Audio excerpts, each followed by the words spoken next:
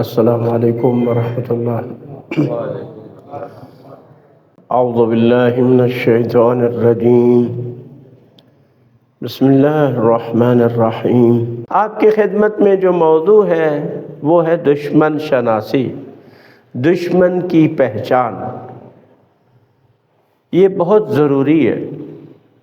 انسان کے اندرونی دشمن بھی ہیں، بیرونی دشمن بھی ہیں، اور اس بارے میں عرض کر چکا ہوں کہ بیرونی دشمن کون ہے، اندرونی دشمن کون ہے۔ خود انسان کا اپنا نفس امارہ اس کا دشمن ہے۔ بیرونی دشمن میں کیا ہے؟ شیطان ہے، جنوں میں سے بھی اور انسانوں میں سے بھی، اور کچھ انسانوں میں سے ایسے شیطان ہیں جن کو شیطان بزرگ کہا گیا ہے۔ یہ سب اسلام کے، انسان کے دشمن ہیں، مسلمانوں کے دشمن ہیں، اور ان کے مقاصد کیا ہیں پچھلے خطبہ جمعہ میں آپ کی خدمت میں عرض کیا تھا۔ اب یہ ہے کہ ان کا طریقہ کار کیا ہے، دشمن کی روش کیا ہے۔ اس میں سب سے پہلی بات آپ کی خدمت میں یہ کرنا ہے کہ کبھی بھی ہم دشمن سے غافل نہ رہیں۔ ہم کہیں کہ دشمن آرام سے بیٹھا ہے، دشمن جو ہے وہ کچھ نہیں کر رہا، یہ ہماری بہت بڑی غلط فہمی ہے کہ ہم یہ سمجھیں کہ ہمیں دشمن کی طرف سے کوئی خطرہ نہیں ہے۔ یہ بہت بڑی غلطی ہے ہماری۔ دشمن ہمیشہ ہمارے خلاف سازشوں میں، دشمنی میں، مختلف اقدامات کرنے میں وہ لگا ہوا ہے۔ وہ کبھی بھی ہمارے بارے میں، یعنی اسلام اور مسلمانوں کے بارے میں کبھی بھی وہ آرام سے نہیں بیٹھا۔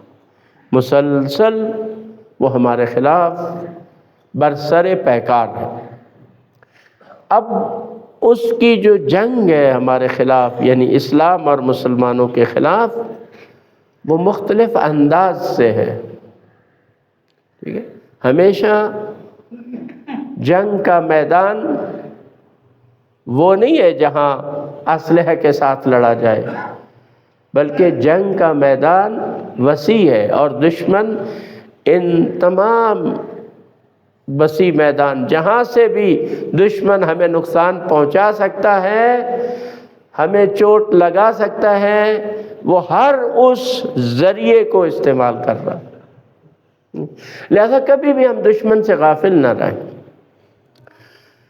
اب دشمن کیا ہے؟ قرآن کیا فرماتا ہے کہ وہ سازشوں میں، مختلف ہمارے خلاف چالوں میں لگا ہوا ہے، منصوبہ بندی کرتا ہے، پلاننگ کرتا ہے۔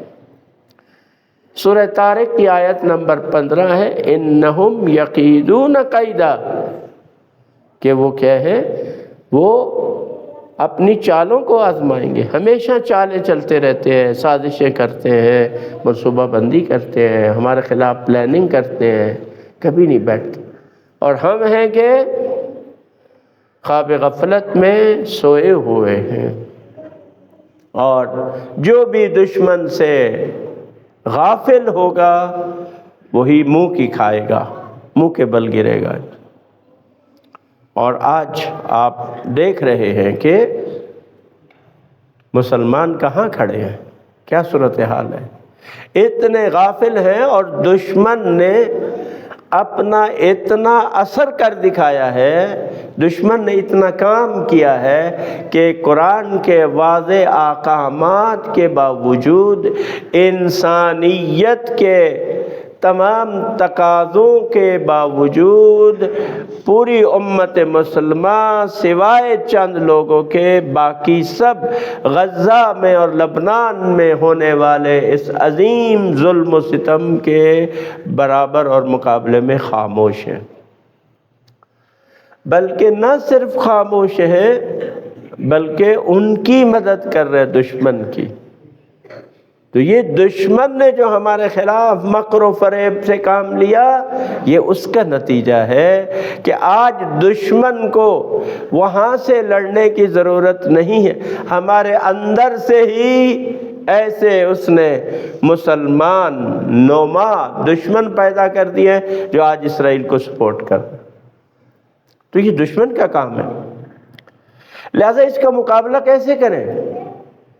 ہوشیاری کے ساتھ، بیداری کے ساتھ اور عقل مندی کے ساتھ ہم نے دشمن کا مقابلہ کرنا ہے۔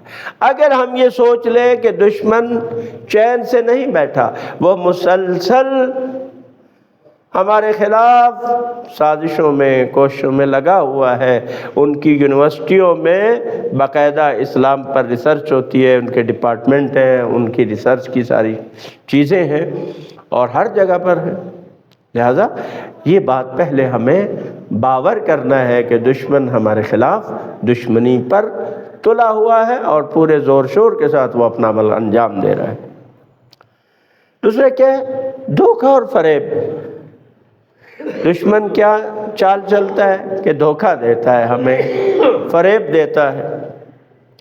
قرآن مجید میں اللہ تعالیٰ ارشاد فرماتا ہے سورہ بقرہ، یخادعون اللہ والذین آمنوا، یہ کیا کرتے ہیں کہ اللہ کو بھی دھوکہ دیتے ہیں اور ایمان والوں کو بھی دھوکہ دیتے ہیں۔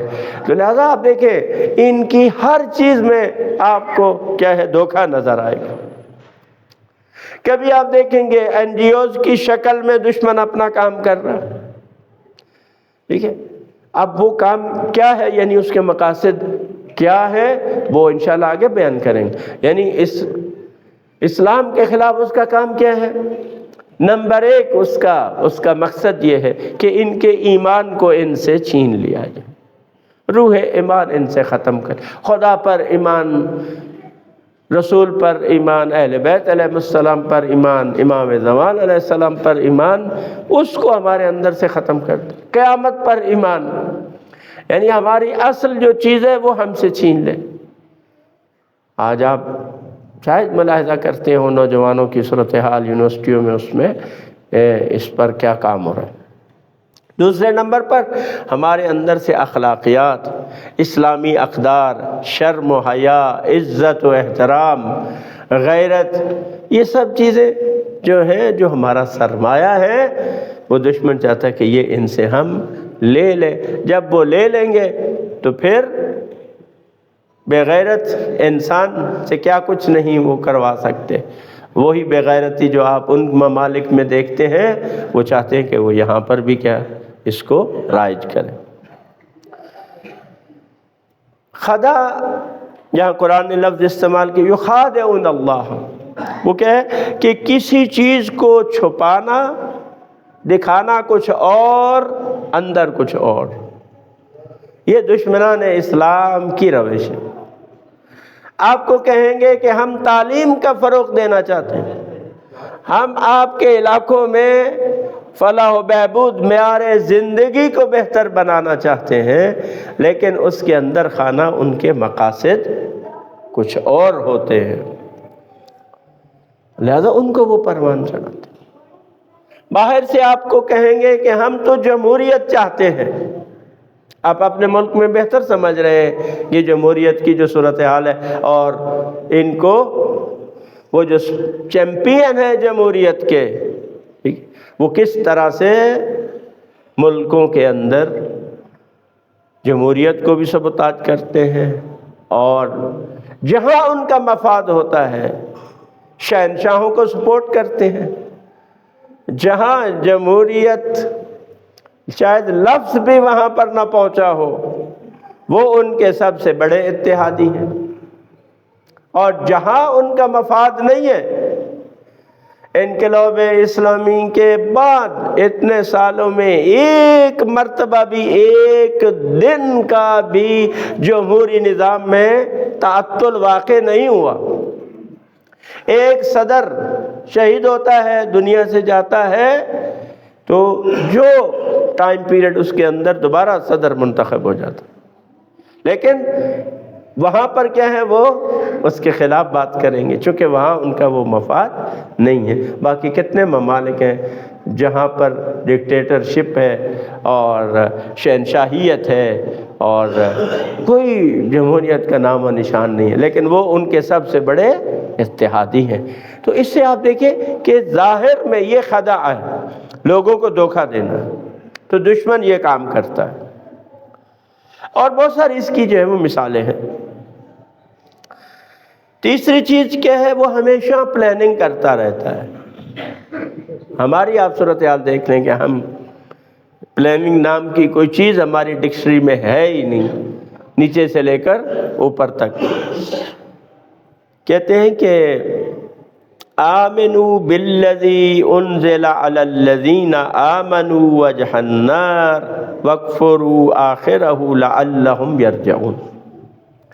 مدینے کے یہودیوں نے یہ پلان بنایا کہ 12 جید یہودیوں کے علماء اور عالم یہ جاتے ہیں نبی کریم صلی اللہ علیہ وآلہ وسلم کی خدمت میں جا کر اسلام قبول کرتے ہیں، اور پچھلے ٹائم آ کر کیا کرتے ہیں، دوبارہ پھر جاتے ہیں، یعنی پھر اسلام سے پھر جائیں گے۔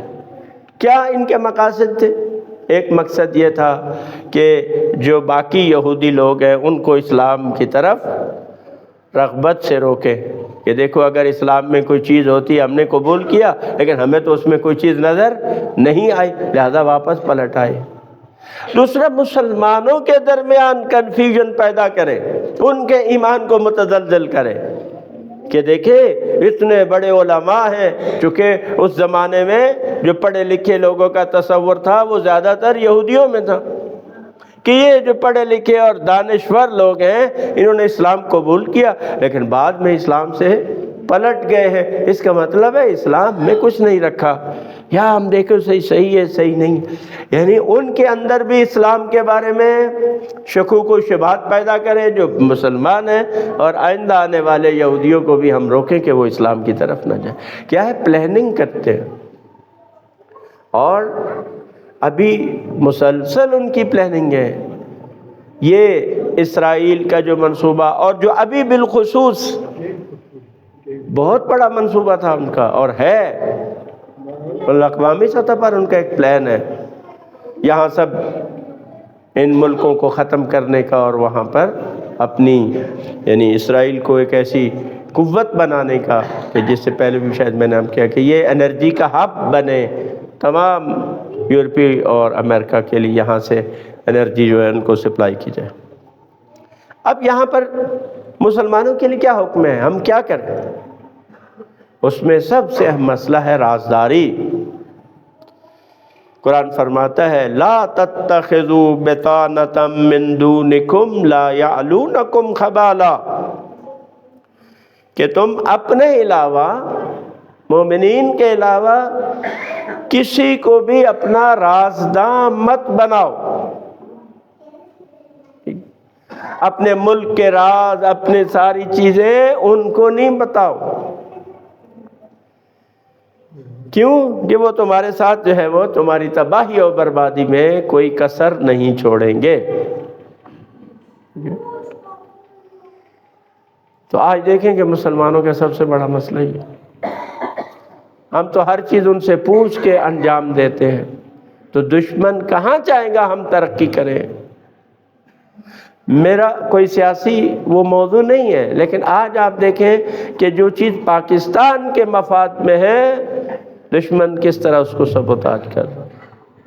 چین کے ساتھ ہمارے ملک کے، پاکستان کے تعلقات اور ملک کی تعمیر و ترقی کے حوالے سے جو چین کا منصوبہ تھا، ظاہر ہے ان کے اپنے مفادات ہیں، چونکہ ہر ملک جو بھی سب سے پہلے اس کے اپنے مفادات ہوتے ہیں، قومی نیشنل انٹرسٹ ہوتے ہیں، اس کے مطابق ہی وہ کسی کے ساتھ معاہدے کرتے ہیں یا آگے پیچھے ہوتے ہیں، لہذا ان کے اپنے مفادات، لیکن اس میں پاکستان کا بھی بہت زیادہ فائدہ تھا۔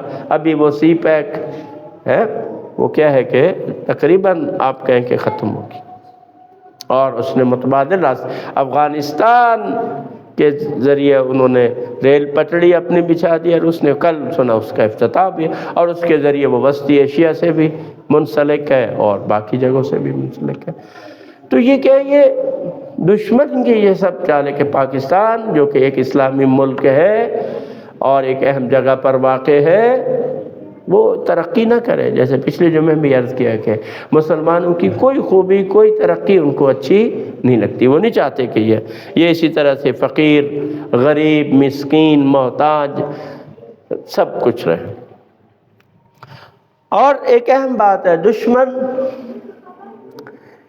اس سے کم بات پر راضی نہیں ہے. ہم ان کے ساتھ کوئی ساز باز بھی کریں، تھوڑا سا کمپرومائز بھی کریں، وہ اس سے کم بات پہ راضی نہیں ہے. جو قرآن فرما رہا ہے وَلَن تَرْضَىٰ عَنْكَ الْيَهُودُ وَلَا النَّصَارَىٰ حَتَّىٰ تَتَّبِعَ مِلَّتَهُمْ، کہ تم سے یہود اور نصرانی کبھی راضی نہیں ہوں گے یہاں تک کہ آپ ان کی ملت کی پیروی کرنے لگیں. آپ بلا چون و چراں ان کی ہر بات مانتے جاؤ تو پھر تو وہ آپ سے راضی ہوں گے، لیکن اگر کہیں پر آپ اپنی مرضی کرنے لگیں گے وہ آپ کو نہیں کرنے، وہ اس سے راضی نہیں ہیں جب تک کہ آپ ان کے سامنے سر تسلیم خم نہ کر جائیں. آپ جو وہ کہیں گے وہی انجام دیں گے. اب دشمن کس طرح سے کام کرتا ہے؟ نمبر 1، اسلامی تہذیب اور تمدن کی تحقیر اور توہین.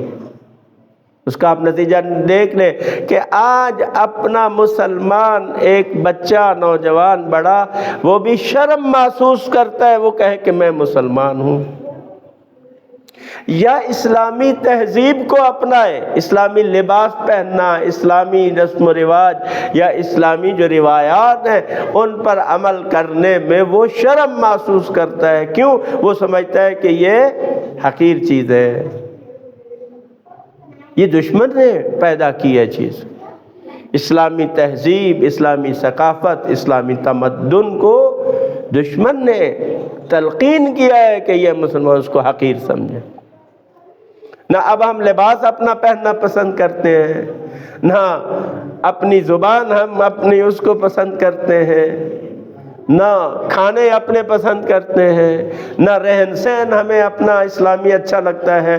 ہمیں وہی جو ان کی ثقافت ہے وہی سب کچھ ہمیں اچھا لگتا ہے. اگر ہم اپنا کریں تو ہمیں شرم محسوس ہوتی ہے. یہ دوسرا، پروپیگنڈا بہت زیادہ دشمن جو ہے وہ کرتا ہے. اور آج کل تو آپ دیکھیں کہ سب سے بڑی جو جنگ ہے اس نے اسلام کے خلاف شروع کر رکھی ہے وہ یہی میڈیا ہے.